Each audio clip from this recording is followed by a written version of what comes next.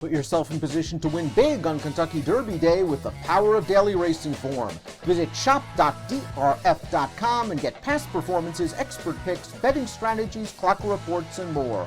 Again, that's shop.drf.com.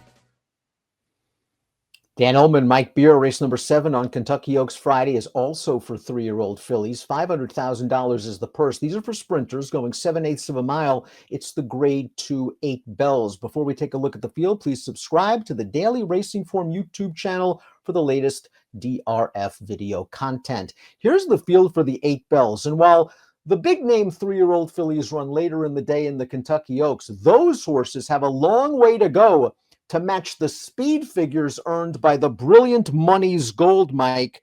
The number 9 is 3 for 3 in her career, and she's won those races by a combined, 23 and a half to 38 lengths. She's brilliant. Now she gets tested.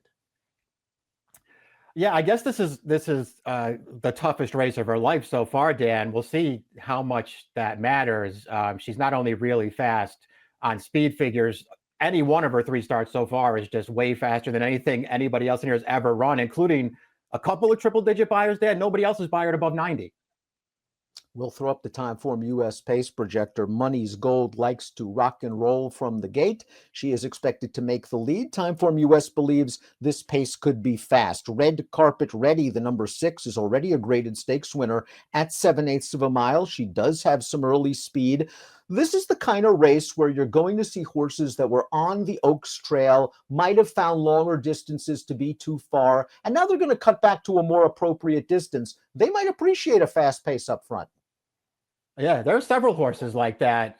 The interesting thing about it, too, Dan, is many of the horses that are cutting back are also speed horses. So we'll see how it all plays out. Certainly the 6 Red Carpet Ready has speed. The 5 Grand Love is a really fast horse, and it feels like cutting back could really help her. The number 8, A Seed, who's only making her second start for Chad Brown. She wasn't on the lead in her debut, but she showed good speed that day.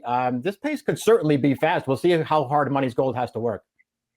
The number 1 is Condensation, claimed for $50,000 last year, 2 for 2 lifetime at Churchill Downs sprinting. I like this horse 2 back in the grade 3 Honeybee, where she went against Wet Paint, who's likely going to be the favorite in the Kentucky Oaks. And she showed good speed that day, and she tried her best, and she was simply second best. Last time out in the Fantasy, again, she prompted the pace. Again, she tired. Now she gets a cutback that she needs. And while she's unlikely to make the lead with some of the other speeds in here, I thought her race in the Letellier Memorial, a race where she got shuffled back in the opening quarter, showed that she can at least finish with a little bit of verve at a price.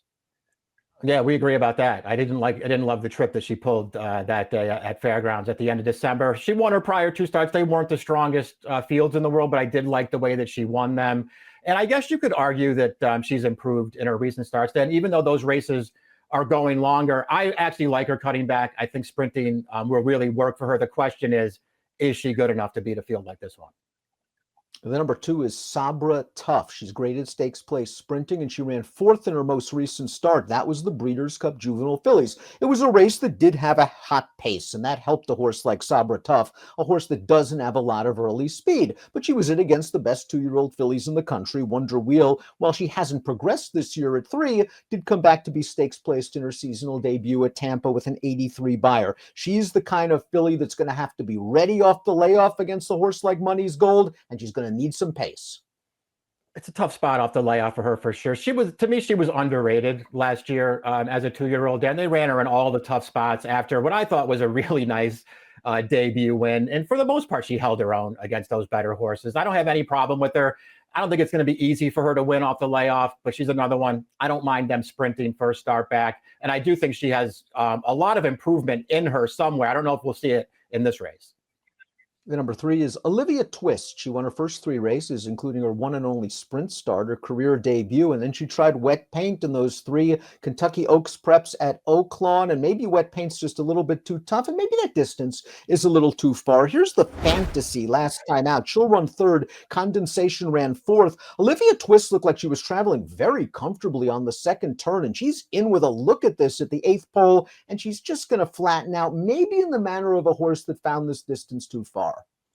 Yeah, that's certainly a fair way to look at it. I mean, she certainly had every chance to win there, just doesn't finish that strongly. She was also 3 wide around the track in here.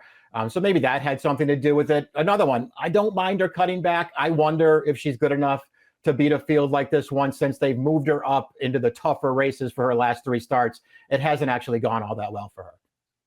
Likewise with the 4, Effortlessly Elegant. She has tried graded stakes competition on 2 prior occasions. She finished off the board in both of them. She's also getting a turn back in distance, and the last time she sprinted, that was a maiden win in her second lifetime start at Oaklawn, but that race was a muddy track and she was able to get to the lead.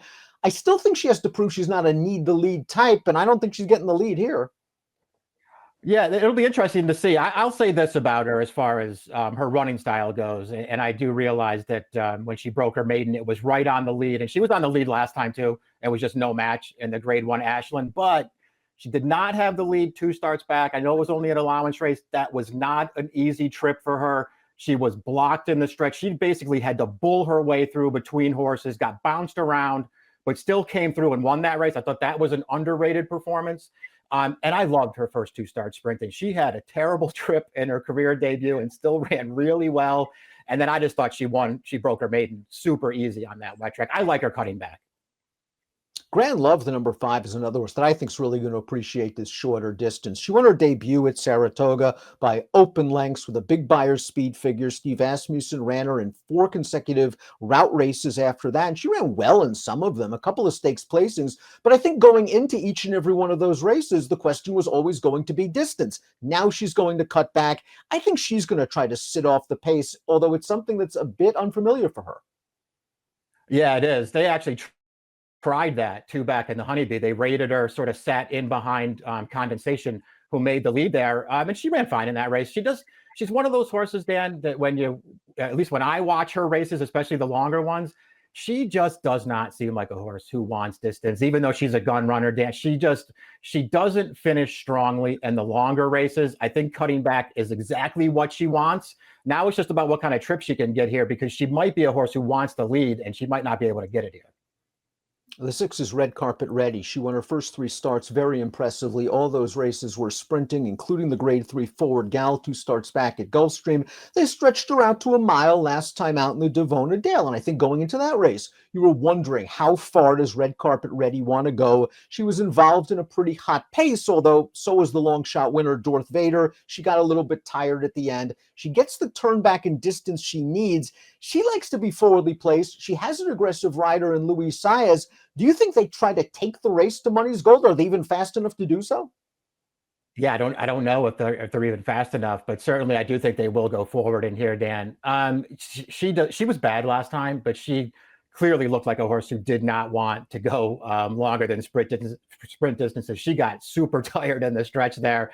Her first 3 starts, I thought she looked really good winning all of them. And I think there's a chance she could easily rebound here. I don't think I would take the 3-1 morning line, but I think she'll run better.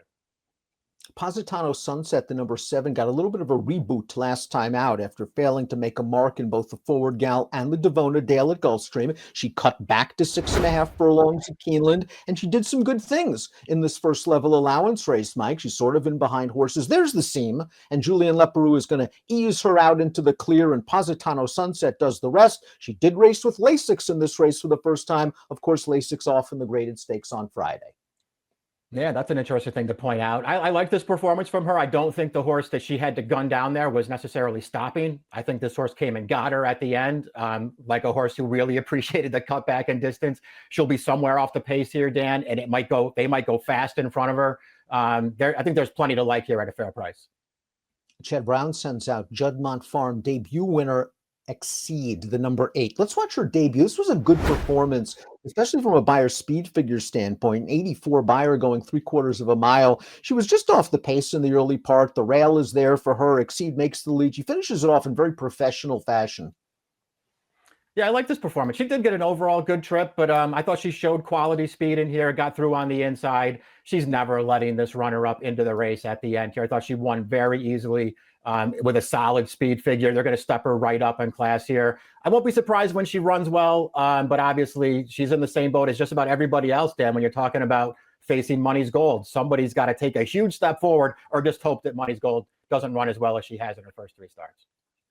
And here's the brilliant Money's Gold, the number 9. Just consider, she earned a 101 Buyer speed figure as a June 2-year-old. Then she went to the sidelines. She's shown no rust. She's won both of her races as easy as pie, including this race going 7/8 of a mile against overmatched Florida bred stakes competition. Now, the pace wasn't especially fast in this race, but she's just simply too good, and she rolls to win by a country mile. Now, it's interesting to note, if you're a fan of the Timeform US pace figures, every one of her races, her pace figures are color-coded blue. This one could be color-coded red. Maybe she'll have to go a lot faster, but she's streaking under the wire.